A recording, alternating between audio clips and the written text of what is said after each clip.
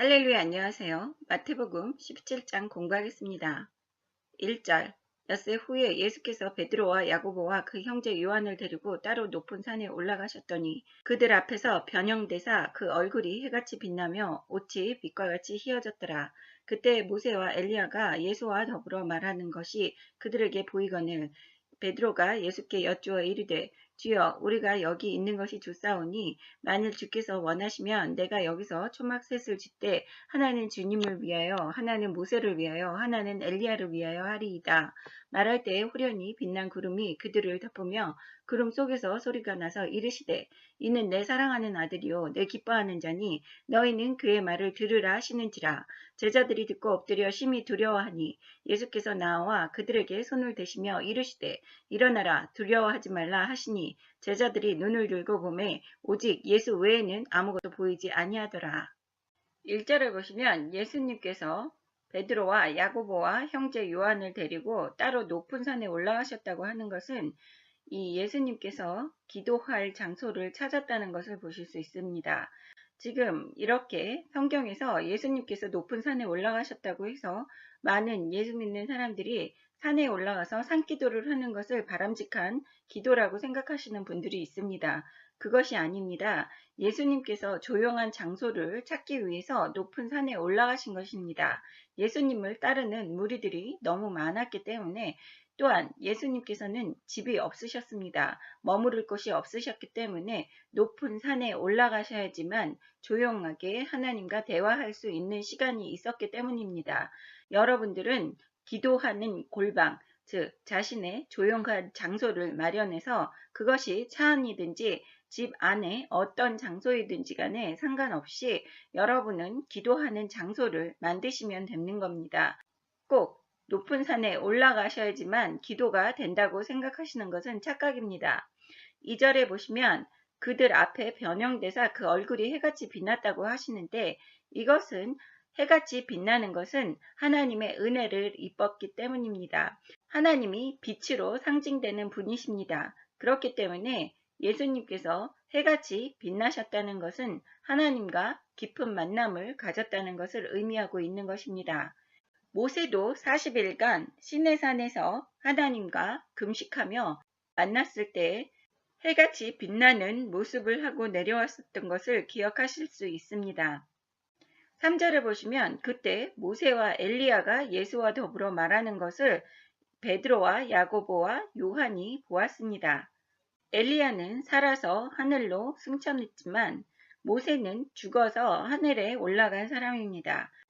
이렇게 예수님 때부터 대략 1500년 전에 죽은 모세와 몇백 년 전에 엘리야가 같이 예수님과 더불어 말하는 것을 본 예수님의 제자들이 심히 놀랐을 겁니다. 하지만 4절에 베드로가 여기 머무는 것이 너무 좋기 때문에 세 개의 초막을 지어서 예수님과 모세와 엘리야에게 하나씩 주고 이곳에서 살자고 하는 것을 보실 수 있습니다. 이렇게 말할 때 5절에 빛난 구름이 그들을 덮으며 빛으로 묘사되는 하나님을 여기서 보실 수 있습니다. 빛으로 덮으며 구름 속에서 소리가 나는데 내 사랑하는 아들이요 내 기뻐하는 자니 너희는 그 말을 들으라 하시는지라. 하나님께서 직접 쓸데없는 소리 하지 말고 예수님의 말만 잘 듣고 이행하라고 하시는 말씀을 여기에서 보실 수 있습니다. 6절에 제자들이 듣고 엎드려 심히 두려워하니 이렇게 하나님께서 직접 구름에서 소리를 내시는 것을 제자들이 심히 두려워했다고 합니다.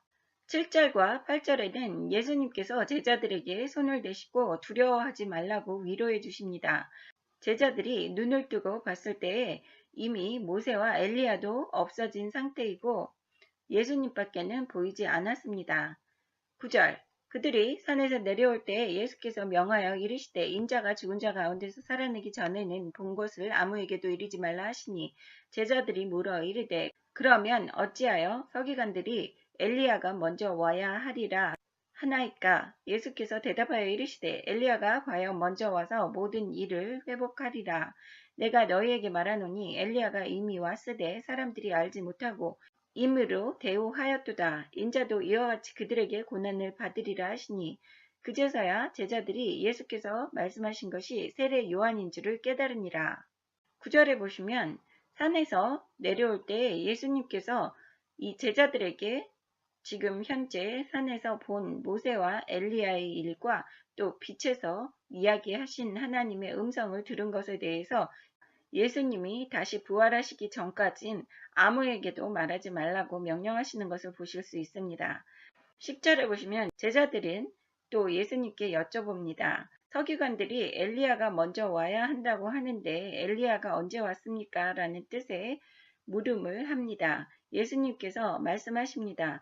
12절에는 예수님께서 엘리야가 먼저 왔지만 사람들이 알지 못하고 엘리야를 대우하지 않았다고 합니다.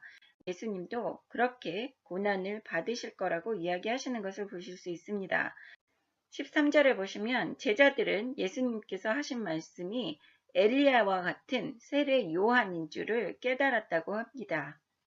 14절 그들이 무리에게 이르매 한 사람이 예수께 와서 꿇어 엎드려 이르되 주여 내 아들을 불쌍히 여기소서 그가 간질로 심히 고생하여 자주 불에도 넘어지며 물에도 넘어지는지라 내가 주의 제자들에게 데리고 왔으나 능히 고치지 못하더이다.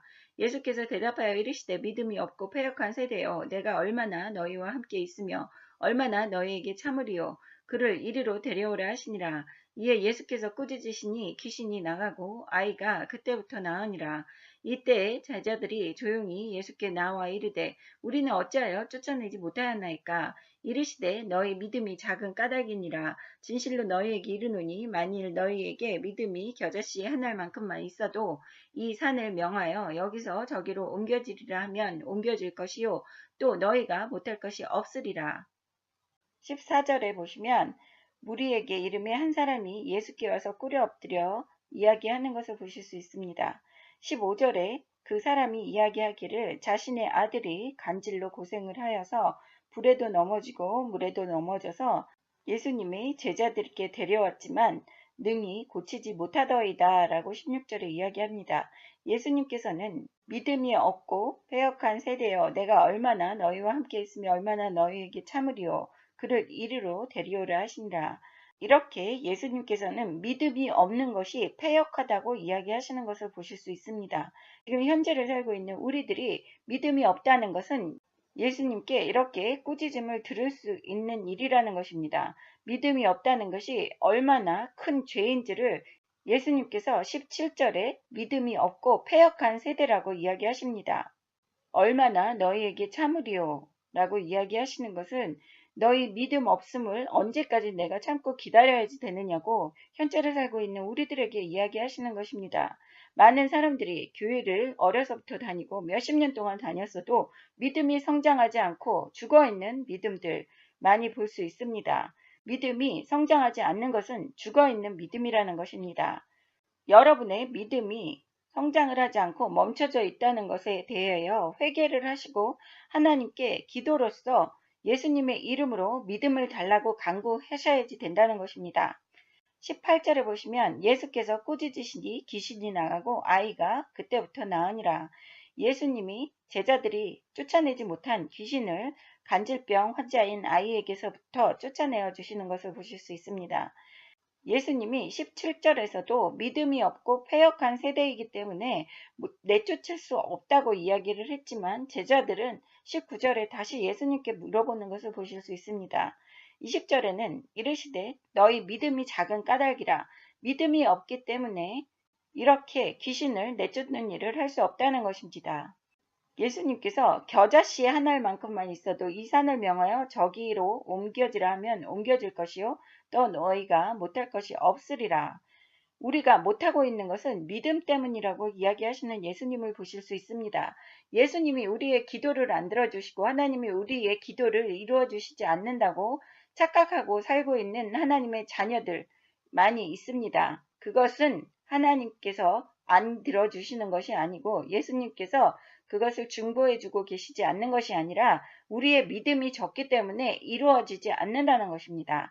우리가 믿음만 있으면 우리의 소망과 우리가 바라는 것은 무엇이든지 예수님의 이름으로 구하면 이루어질 수 있다고 사복음서에서 계속 이야기하고 계시는 것을 우리는 공부하면서 계속 알 수 있었습니다. 21절은 없음으로 기록되어 있습니다. 하지만 킹 제임스 성경에 나와 있는 9절을 말씀드리겠습니다. 그러나 이런 종류는 기도와 금식에 의지하지 않고는 나가지 아니하느니라고 하시더라.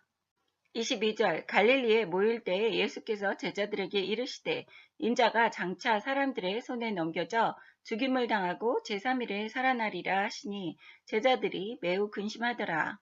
22절과 23절에는 예수님이 다시 제자들에게 예수님이 죽임 당하시는 사건과 제3일에 다시 부활하신다는 이야기를 제자들에게 다시 언급하시는 것을 보실 수 있습니다.